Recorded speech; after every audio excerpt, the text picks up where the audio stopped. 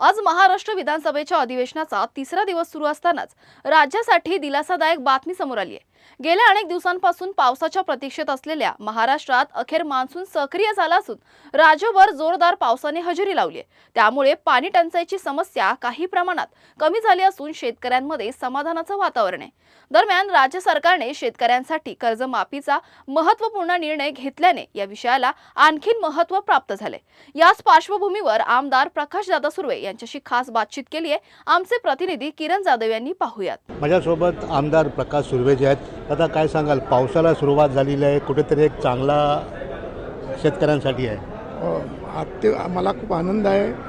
काल 2-4 दिवसापासून एक मेसेज 2 दिवस चांगला मेसेज होता, तुम्ही मला आला होता की पांडुरंगा पाऊस पडू दे, शेतकऱ्यांना चांगले दिवस येऊ दे। शेतकरी जगला तर आम्ही जगणार आहोत, त्याच्याशिवाय दुसरा कोण मायबाप नाही। म्हणून मायबाप बाकी सर्व सोडून पावसाकडे लक्ष देऊन तर तू कमरेवरचा हात काढून जरा वर हात फिरवलास तर लगेच पाऊस पडेल।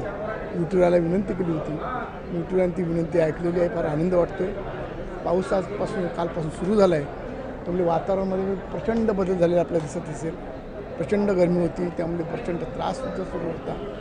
आणि आता पावसामुळे सर्व पशु पक्षी झाडं सर्वांनाच आनंदाचे दिवस आले तसं वाटतं। आता राज्य सरकारने खूप काही नवीन योजना आणल्या, शेतकऱ्यांसाठी काही कर्जमाफी केली, त्याबद्दल काय सांगाल? फार आनंदाची गोष्ट आहे। बळीराजा जगला तर प्रत्येकजण जाणार। इंटरनेट किंवा AI हे तुम्हाला जेवण आणून देणार नाही। जेवण आणून द्यायचं काम एकच माणूस करतो, जो अपार कष्ट करून आपल्यापर्यंत अन्नधान्य पोचवतो, तो आहे बळीराजा। म्हणून त्याला राजा बोललेलं आहे आणि हा राजा जगला पाहिजे।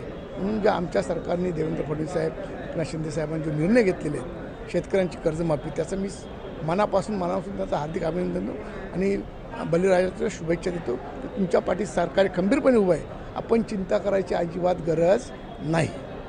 आपण पाहू शकतो, हे होते आमदार प्रकाशदादा सुर्वे, ज्यांनी शेतकऱ्यांना चिंता करण्याची गरज नाही असंही सांगितलं आहे। कॅमेरामॅन दत्ता प्रसादसह किरण जाधव, आवाज इंडिया।